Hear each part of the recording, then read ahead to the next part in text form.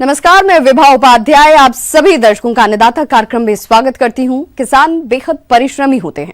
वे खेतों में जी तोड़ मेहनत करते हैं, जो अनाज, फल और सब्जियां उगाते हैं। हमारे देश की अर्थव्यवस्था का लगभग समूचा भार इन्हीं के कंधों पर है।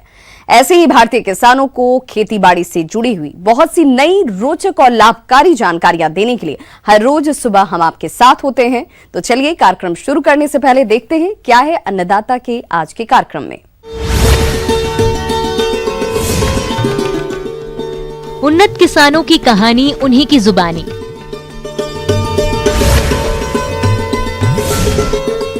यंत्रों से धान की रुपाई करना हुआ आसान। किसान भाइयों, हम अपने कार्यक्रम के माध्यम से देश प्रदेश के बहुत से सफल किसानों की कहानियां दिखाते रहते हैं, जिसे देखकर किसान खेती के नए नए तकनीकों को अपनाएं और अपनी आमदनी बढ़ाएं। इसी को ध्यान में रखते हुए आज हम बात कर रहे हैं देवभूमि हिमाचल के जिला सिरमौर के एक बेहद खूबसूरत गांव करगाड़ू की, जहां की खूबसूरती तो बेमिसाल है ही, साथ ही में यहाँ के किसान उतने ही मेहनती और परिश्रमी भी हैं, जो सब्जियों की खेती करके लाखों का मुनाफा कमाते हैं। तो चलिए मिलते हैं इस गांव के उन्नत किसानों से और जानते हैं उनकी सफलता की कहानी, उन्हीं की जुबानी। किसान भाइयों, आज हम आपको दिखाने जा रहे हैं एक ऐसा गांव जहां पूरे गांव के किसान टमाटर की खेती अपने अपने खेतों में करते हैं और टमाटर की बम्पर पैदावार मंडियों में भेजकर अच्छी आमदनी प्राप्त करते हैं। हम बात कर रहे हैं देवभूमि हिमाचल के जिला सिरमौर के एक बेहद खूबसूरत गांव करगाड़ू की, जहां की खूबसूरती तो बेमिसाल है ही, साथ ही यहाँ के किसान उतने ही मेहनती और परिश्रमी हैं। आपको बता दें, 400 की आबादी वाले इस गांव के किसान यूँ तो शिमला मिर्च, लहसुन, आलू, बीन्स आदि की खेती भी करते हैं, मगर इस गांव की प्रमुख फसल है टमाटर और कई सालों से यहाँ के किसान टमाटर की खेती करते आ रहे हैं। ये गांव गिरि नदी के तट पर बसा है, जिसके चलते यहाँ के किसानों को सिंचाई के लिए पानी की कोई कमी नहीं होती। गाँव के हर खेत तक कूहल द्वारा पानी पहुँचाया जाता है। इन दिनों क्षेत्र में टमाटर का सीजन चल रहा है और किसान भाई टमाटर की बम्पर पैदावार को मंडियों तक पहुंचा रहे हैं। हालांकि लॉकडाउन के चलते शुरू में किसानों को टमाटर के अच्छे दाम नहीं मिले, लेकिन जैसे जैसे प्रदेश में लॉकडाउन खुलने लगा, वैसे वैसे मंडियों में टमाटर के दामों में उछाल देखने को मिल रहा है। अब आइए जानते हैं कि किस तरह से करगाड़ू गाँव के किसान अपने खेतों में टमाटर की बम्पर पैदावार करते हैं और किस तरह अपनी कड़ी मेहनत और परिश्रम से आजीविका को बढ़ा रहे हैं। मेरा नाम देवेंद्र ठाकुर, मैं गांव करगाड़ू से हूं और आजकल हम टमाटर की फसल लगी हुई है हमारे, और हम इस कम से कम 20 साल से जिम्मेदारा करते हैं। हमने ये जो टमाटर की पैदावार की है वो 7 बीघे में लगाया हुआ टमाटर मैंने, और हम शुरू में पहले इसमें हल से बाते हैं जी, उसके बाद इसमें गोबर वगैरह मिला के फिर इसमें लाइनें देते हैं। लाइन का डिस्टेंस हमारा होता है कम 3.5 फुट। टमाटर में गैप होता है सिर्फ 10 इंच का। स्प्रे भी करते हैं, इसमें खाद भी डालनी है, खर्चा भी होता है इसमें, खाद बीज का भी, हर चीज़ का। तो इसलिए हम मेहनत, इसमें बहुत ज़्यादा मेहनत पड़ती है हमारे को। हम इसमें जो तुड़ाई कर रहे हैं ना जी आजकल, तो आज अभी तक हमारे 16 तारीख से हमारा स्टार्ट हुआ टमाटर, तो इसमें से मैंने 400 क्रेट भेज चुका हूँ जी मैं, जिसकी ओवरेज हमारी अभी मेरे ख्याल 200 के आसपास ही होगी, क्योंकि 400 क्रेट का रेट ही कम लगा पहले, पर 200 के आसपास की ओवरेज है जी। अभी कम से कम अगर ये टमाटर मेरा सही रहता है, अभी 1 महीने तक मेरा तुरंत चलता है, तो मेरे पास कम से कम इसमें अभी 800 क्रेट बड़े आराम से निकलेगी, कम से कम 800 क्रेट। और आगे अगर रेट बढ़ता है तो शायद पिछली ओवरेज भी हमारी सही आ जाए, क्योंकि सर इसमें अभी इससे पहले लॉकडाउन था, हम टमाटर तोड़ते थे, वो फिर उसमें रेट नहीं मिल रहा था लॉकडाउन की वजह से, सब जिम्मेदार के चेहरे बिल्कुल निराश थे। अब जैसे जैसे लॉकडाउन खुल रहा है, टूरिस्ट भी आ रहे हैं, होटल भी खुल रहे हैं, इस वजह से किसान के चेहरे में थोड़ी ये आई भी, चलो रेट तो बढ़ ही जाएगा। और आज का रेट हमारा 320 से 350 तक हाईब्रिड बिक रहा है और 400-450 तक हिमसोना बिक रहा है। तो अब थोड़ा हमारे को आश होगी इसमें भी, चलो हमारा कुछ पैसा जो पीछे डंप हुआ है, तो शायद आगे कुछ हमारे को इसमें राहत मिलेगी। दर्शक बंधुओं, जैसा कि आप जानते हैं कि पहाड़ियों का जीवन कितना कठिन होता है, पर जहां चाह वहां राह। कुछ ऐसा ही कर दिखाया इस गांव के किसान भाइयों ने, जो अपनी कड़ी मेहनत और परिश्रम से सब्जियों की खेती से लाखों की आय कमा रहे हैं। और आज सभी के पास पक्के मकान हैं, हर घर में अपनी गाड़ियां हैं और सभी अपने बच्चों को अच्छी शिक्षा दिला रहे हैं, साथ ही अपनी आजीविका को और आगे बढ़ा रहे हैं। मैं दीपक कुमार करगाड़ू गांव से जी। और हम यहाँ जिम्मेदारा ही करते हैं जी। और ये हमारा काफ़ी बड़ा गांव है जी, और सारे ही लोग यहाँ पर जिम्मेदारी पर डिपेंड करते हैं जी। ये कम से कम कोई हमारा यहाँ 400-450 लोगों की पॉपुलेशन है जी। और ज़्यादातर लोग जो है टमाटर, शिमला मिर्च और आलू लगते हैं जी, बीन भी लगती है, इस पर ही डिपेंड करते हैं जी। अभी हमारा ये शिमला मिर्च है जी, बीन लगी थी, बीन ख़त्म हो गई है जी, और अब टमाटर चला हुआ जी, हमारा रश में चला हुआ जी है। ये टमाटर हम फरवरी से जो है हम इसकी नर्सरी तैयार करते हैं जी, और मार्च के महीने में ये हमारा लग जाती है जी, खेतों में लग जाती है जी। तो मार्च के बाद अब ये जो हमारा तैयार हो चुका है जी। ये जहाँ तक है ना जी, खेती बाड़ी के लिए सबसे ज़्यादा पानी की ज़रूरत पड़ती है जी। तो ये हमारे बुज़ुर्गों से लेके हमारे पास कूल है जी, वो 32 इंच का बंदा है जी, और हमें पानी की कोई कमी नहीं महसूस होती है जी। अब गर्मी में थोड़ा होता है जी, पर तब भी हमारा गुजारा अच्छा चला है जी। ये कारण ये है जी कि हमारे पास नदी किनारा है ना जी, फिर नदी से ही हमारी बांध टाइप आता है जी नदी से, तो इसलिए हमारा अच्छा चला है जी। हर आदमी के जितने भी खेत है तो सुबह शाम करके कूल से ही सिंचाई होती है जी। आज के दौर में जहां युवा शहरों की चकाचौंध की ओर आकर्षित हो रहा है और रोजगार के लिए भटक रहा है, वहीं दूसरी ओर करगानू गांव के युवाओं ने सब्जियों की खेती कर इसे अपना रोजगार का साधन बनाकर मिसाल पेश की है। इस गांव के युवा अपने पूर्वजों के पेशे को आधुनिक सोच के साथ जोड़कर शहरों को नहीं भागे, बल्कि गांव के संसाधनों से सब्जियों की खेती से लाखों की कमाई कर रहे हैं। हमारे यहाँ टमाटर की पैदावार की जाती है। इसको हम फरवरी से लेके शुरू हो जाते हैं, इसमें इसकी नर्सरी छोड़ते हैं। नर्सरी के बाद इसमें हम फिर खाद डालते हैं, दवाइयों का वो करते हैं। फिर आजकल हमारा इसका सीज़न चला हुआ है। हमारे को इससे पहले कुछ रेट नहीं मिल रहे थे लॉकडाउन की वजह से, अब लॉकडाउन खुल चुका है, हमारे को थोड़ा रेट मिल रहा है। अभी हमने 5-7 उड़ान दिए हुए। अगर हमारे को भी रेट जैसे पिछले 1200-1300 रुपये था, अगर उससे आधा भी मिलता है, 500-600 तक भी मिलता है, तो भी हमारा गुजारा हो जाएगा। अगर ये रेट हमें अच्छा मिलता है तो हम 2-2.5 लाख तक कमा लेते हैं। किसान भाइयों, अभी तक आपने खेती से जुड़ी हुई बहुत सारी उपयोगी जानकारियां देखी। अब लेते हैं एक छोटा सा ब्रेक, जल्द लौटेंगे और कार्यक्रम में आगे भी है खेती बाड़ी से जुड़ी हुई बेहद महत्वपूर्ण जानकारियां, तो बने रहिए हमारे साथ। ब्रेक के बाद आप सभी दर्शकों का अन्नदाता में एक बार फिर से स्वागत है। चलिए रुक करते हैं अपनी अगली कड़ी की ओर। किसानों के लिए नई तकनीकों के आविष्कार हो जाने से खेती करना काफी आसान हो गया है। सबसे जरूरी बात यह है कि जब भी देश में मॉनसून का सीजन आता है, वैसे ही धान की बुआई शुरू हो जाती है। आजकल सरकार ने भी धान उगाने वाले किसानों के लिए कई तरह के स्कीम को चला रखा है, लेकिन कोई भी किसान कीचड़ में और गीले पानी में कार्य नहीं करना चाहता है। इसलिए लोगों ने इस समस्या से निपटने के लिए एक विकल्प निकाला है, धान रोपने वाली मशीन, जिससे धान की रुपाई करना काफी आसान हो गया है। तो चलिए जानते हैं धान रुपाई यंत्र के बारे में। तो पैडी ट्रांसप्लांटर एक्चुअली एक ऐसा यंत्र है जिसको आप प्रयोग करके लेबर की रिक्वायरमेंट को कम कर सकते हैं, और जो आपका कॉस्ट होता है, जो उसमें खर्च होता है खेती करने में, वो आप कम कर सकते हैं। क्योंकि ऐसा देखा गया है कि आप जब धान की खेती या रुपाई या बुआई करते हैं, अगर आप उसको मैनुअली मानव संचालित अगर वो होता है, तो उसमें बहुत कम ही एरिया आप ट्रांसप्लांट कर पाते हैं। जैसे कि 700 से 10,000 स्क्वायर मीटर की क्षेत्रफल को आप कवर कर पाते हैं। लेकिन अगर हम मैकेनाइजेशन की बात करें तो पैडी ट्रांसप्लांटर अगर यूज़ करते हैं तो उससे आपकी जो फील्ड कैपेसिटी है, जो बोलते हैं कि प्रति हेक्टेयर प्रति घंटे कितना हेक्टेयर आप जो ट्रांसप्लांट कर सकते हैं, ये काफ़ी बढ़ जाता है। तो उसमें पैडी ट्रांसप्लांटर बेसिकली 2 प्रकार के होते हैं, मुख्यतः 2 प्रकार के होते हैं। एक होता है आपका जो मानव द्वारा संचालित होता है, जिसको बोलते हैं मैन्युअली ऑपरेटेड पैडी ट्रांसप्लांटर, और दूसरा होता है राइडिंग टाइप, और उसको बोलते हैं हम सेल्फ प्रोपेल्ड मतलब स्वसंचालित पैडी ट्रांसप्लांटर। धान की यांत्रिक रोपाई के लिए चटाई नुमा नर्सरी तैयार करने की जरूरत होती है। यंत्र से धान की अच्छी रोपाई मुख्य रूप से चटाई नुमा पौध की गुणवत्ता पर निर्भर करती है, इसलिए अच्छी चटाई नुमा पौध तैयार करना जरूरी है। इसके लिए सबसे पहले स्वस्थ बीज का चयन करें, फिर बीज को पानी में भिगोकर गीली बोरी को 24 घंटे तक ढक कर रखें। जब बीज अंकुरित हो जाए और जड़ का शुरुआती भाग दिखे, तब नर्सरी बेड़ में बीजों की रोपाई करें। नर्सरी बेड़ तैयार करने के लिए आमतौर पर गोबर की खाद या वर्मी कंपोस्ट 1:3 3 अनुपात में मिट्टी में मिलाया जाता है। बीज को नर्सरी में बोने के बाद पौध में 18 से 23 दिनों में 3 से 4 पत्तियां आ जाती हैं। तब धान की रोपाई कर सकते हैं।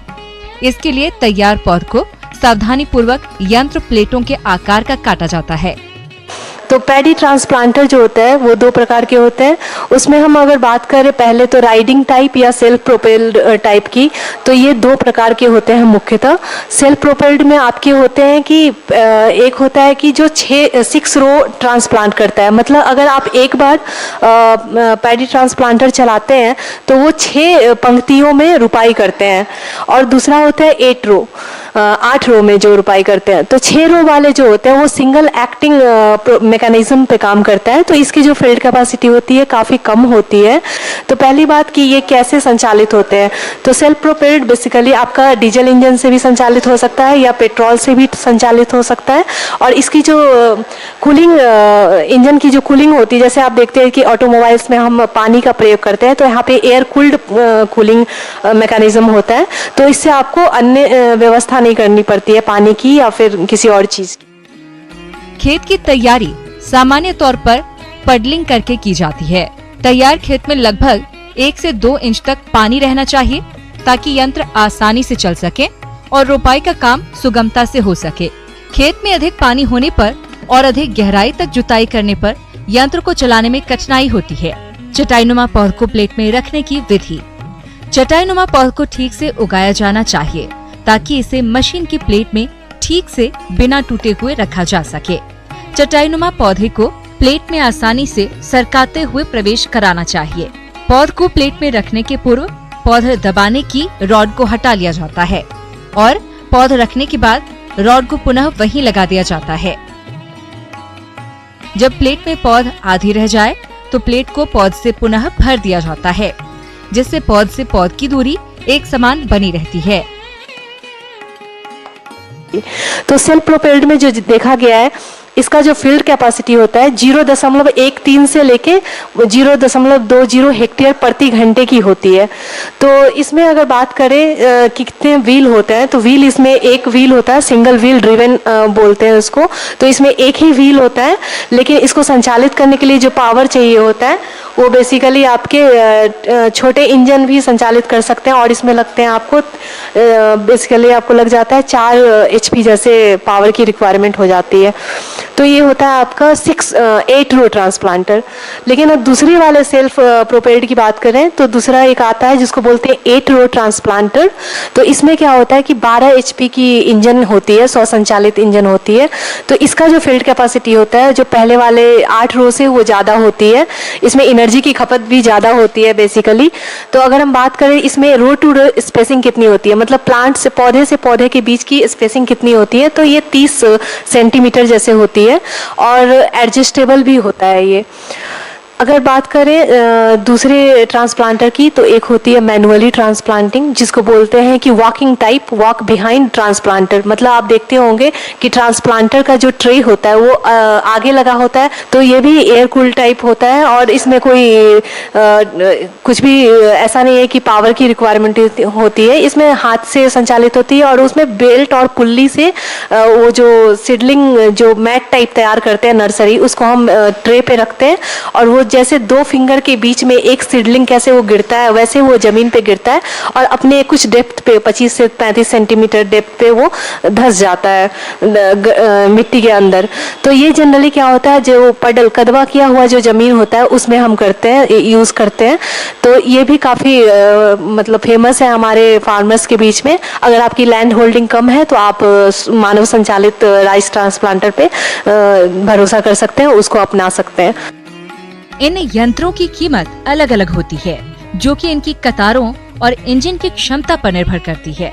अगर अनुमानित कीमत की बात करें तो हस्तचालित रोपाई यंत्र की कीमत लगभग 8 से 10 हजार रुपए होती है, जो कि 4 से 6 कतारों में रोपाई करता है। वहीं शक्ति चलित रोपाई यंत्र की कीमत 2,60,000 से 4 लाख रुपए तक हो सकती है। इनकी खरीदी पर शासन किसानों को अनुदान भी देती है। अगर अनुदान की बात करें कि इन यंत्रों पे अनुदान कैसे दी जाती है, तो मैं बता दूं कि हमारे सभी कास्ट के लिए अलग अलग अनुदान राशि तय की गई है। तो आप ब्लॉक एग्रीकल्चर ऑफिस में आप जा सकते हैं, वहाँ पे आपको जानकारी मिल जाएगी। तो आप इसके लिए जानकारी ले सकते हैं प्रखंड कृषि कार्यालय से। आगे और भी है खेती बाड़ी से जुड़ी हुई बहुत सी रोचक जानकारियां, पर यहां रुकेंगे एक छोटे से ब्रेक के लिए, जल्द होंगे हाजिर। ब्रेक के बाद एक बार फिर से आप सभी दर्शकों का अन्नदाता कार्यक्रम में स्वागत है। बढ़ते हैं अपनी अगली प्रस्तुति की ओर। आजकल किसानों का रुझान जैविक खेती की तरफ बढ़ रहा है और जैविक तरीके से खेती करने के लिए किसान वर्मी कंपोस्ट का उपयोग करते हैं। आज हम आपको प्रगतिशील किसान जगदीश प्रसाद यादव से मिलवाने जा रहे हैं, जो HDPE बेडों में वर्मी कंपोस्ट तैयार करके अपनी फसलों में उपयोग कर रहे हैं और अच्छी आय कमा रहे हैं। तो आइए मिलते हैं इन्हीं से। जब से हरित क्रांति आई है तब से हमारे खेतों में जहर की मात्रा बहुत दिनों दिन बढ़ती जा रही है। सबसे बड़ी चिंता यही थी कि खेतों को जहर मुक्त कैसे किया जाए और उसके बावजूद पोषण की भी पूरी उसमें उपलब्धता रहे ज़मीन में फसलों के लिए। तो उसका एक जैविक तरीका है वर्मी कंपोस्ट का। तो वर्मी कंपोस्ट के लिए मैंने भी यूनिट लगा रखी है। मैं अपने घरेलू काम के लिए इसको उत्पादित करता हूँ। किसान भाइयों, आप अपने खेत में केचुए की खाद वह वर्मी वॉश का प्रयोग करके लागत को कम करने के साथ साथ पैदावार की गुणवत्ता भी बढ़ा सकते हैं।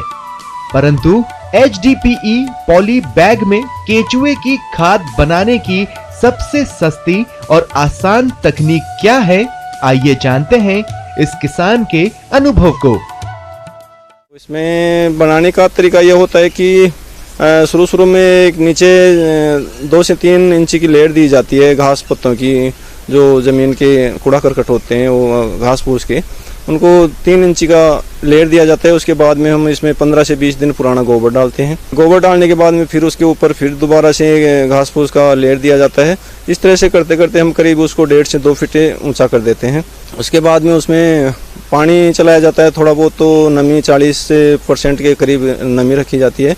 और आखिर में हम उस पर केचुए होते हैं उनको डाल देते हैं। केचुआ डालने के बाद में वो अपने काम पर लग जाते हैं और ऊपर से हम गीली बोरी या टाट वगैरह से उसको ढक देते हैं। इससे उसमें अंधेरा बना होता है, क्योंकि जो वर्मी होते हैं वो अंधेरे में ही ज़्यादा काम करते हैं। ये करीब 45 दिन से 60 दिन के वक्त में ये जो गोबर होता है उसको खाद में तैयार कर देते हैं।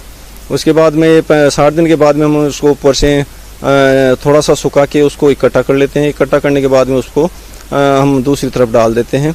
दूसरी तरफ डालने के बाद में उसको अगर हम और भी जीवाणु, सूक्ष्म जीवाणु जो फ़ायदेमंद जीवाणु, उनसे इनरज से इसको खड़ने के लिए हम ट्राइकोडर्मा, पेसिलोमाइसिस, सुडोमोनास वगैरह उसमें और मिक्स कर देते हैं। मिक्स करने के बाद में उसको थोड़ा सा पानी का छींटा देकर उसको फिर से दोबारा ढक देते हैं। ढकने के बाद में उसको हम हर दिन या 2 दिन 4 दिन से उसको थोड़ी सी पलटी निकालते रहते हैं। पलटी निकालने के बाद में उसको 10 से 12 दिन तक हम ऐसे ही रखते हैं और 15 दिन के बाद में हम उसको खेतों में काम लेने के लायक वो हो जाता है, तो उसको हम काम ले लेते हैं। ये किसान भाई वर्मी बेड में केचुआ खाद बनाने के लिए किस तरह से मौसम के अनुसार देखरेख और प्रबंधन करते हैं, चलिए यह भी जान लेते हैं। रखरखाव के लिए इसमें सबसे बड़ी बात है कि इसमें नमी किसी भी तरह से हमें बरकरार रखनी होती है। करीब 40 से 45% इसमें नमी होना ज़रूरी है। तो उसके लिए हम गर्मियों में करीब हर दिन इसमें पानी का छिड़काव करते हैं और सर्दियों में 2 से 3 दिन या 4 दिन तक भी हम एक बार छिड़काव कर देते हैं। तो इसमें केचुए को किसी तरह की गुठन नहीं होती है। इसके अलावा बरसात के मौसम में अतिरिक्त पानी नहीं गिर पाए, इसके लिए भी हमें इसकी व्यवस्था करनी होती है। और गर्मियों में सीधी धूप इनको नहीं लगने देते, या तो पेड़ की छाया में होना चाहिए। किसान भाइयों, अभी आपने जाना कि ये किसान भाई अपने स्तर पर कैसे तैयार करते हैं वर्मी कंपोस्ट। चलिए अब जानते हैं इसके फायदे के बारे में, जो इस प्रकार से है। वर्मी कंपोस्ट का सबसे बड़ा फायदा रसायन मुक्त पौधों को सूक्ष्म पोषक तत्व उपलब्ध करवाना है। और इसका दूसरा फायदा यह है कि जो गोबर में उपलब्ध पोषक तत्व होते हैं उसमें उसके बजाय इसमें 3 से 5 गुना तक इसमें जो है उनकी मात्रा बढ़ जाती है सूक्ष्म पोषक तत्वों की। और तीसरा फ़ायदा यह है कि ये मिट्टी में पानी को धारण करने की शक्ति इसमें अतिरिक्त हो जाती है। और इसके अलावा जो है ये वर्मी वाश जो आता है उसको भी हम अतिरिक्त रूप से उसमें काम में ले सकते हैं। उसको ये जो वर्मी वाश है उसका 2 गुण होते हैं उसमें, एक तो पोषण का गुण तो होता है, उसके अलावा ये कीटाणु रोधी भी होते हैं। तो फसल को स्प्रे करने से कीटाणु में भी कमी आती है इसमें, और पोषण तो देता है वो, अतिरिक्त हमारा लाभ होता है।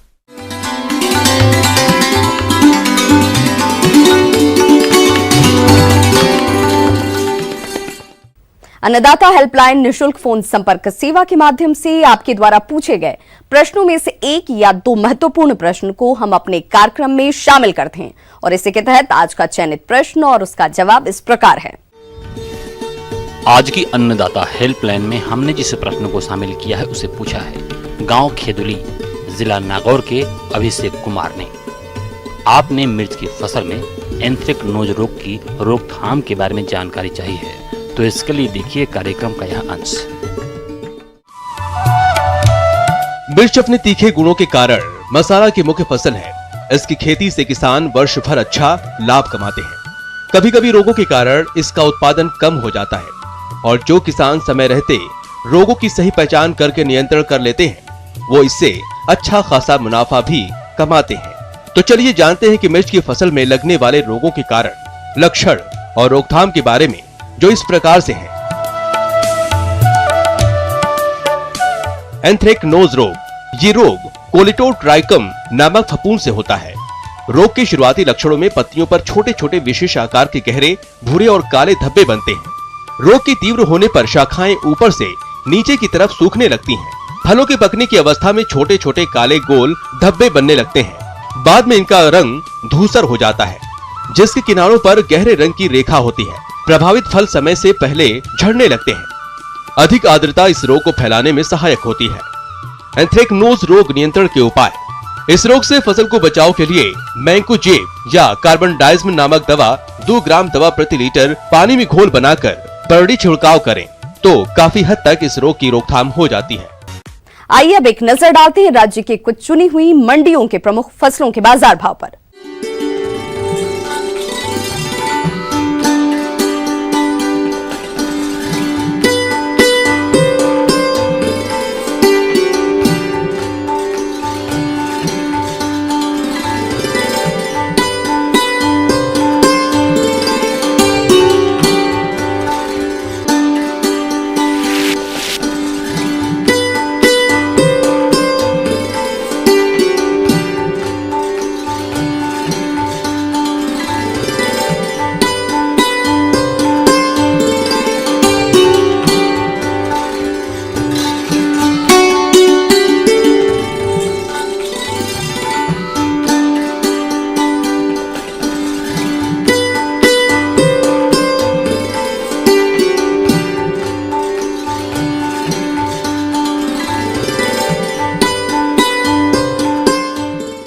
किसान भाइयों, अन्नदाता आपकी सेवा के लिए संकल्परत है। कृषि संबंधित समस्या और सुझावों के लिए आप हमें इस पते पर संपर्क कर सकते हैं। प्रोड्यूसर अन्नदाता, news 18 Rajasthan, Ramoji film city, Hyderabad 501512। साथ ही आप हमें ईमेल भी कर सकते हैं। हमारा ईमेल आईडी है p18annadatarajasthan@news18.com। इसके अतिरिक्त आप हमें निःशुल्क हेल्पलाइन नंबर 180041912555 पर सोमवार से शनिवार सुबह 10 से शाम 4 बजे के बीच संपर्क भी कर सकते हैं। किसान भाइयों, अब समय हो रहा है आपसे विदा लेने का, तो हमारी अन्नदाता टीम को दीजिए इजाजत। कल फिर से होगी आपसे मुलाकात कृषि संबंधित कुछ और महत्वपूर्ण जानकारियों के साथ। नमस्कार।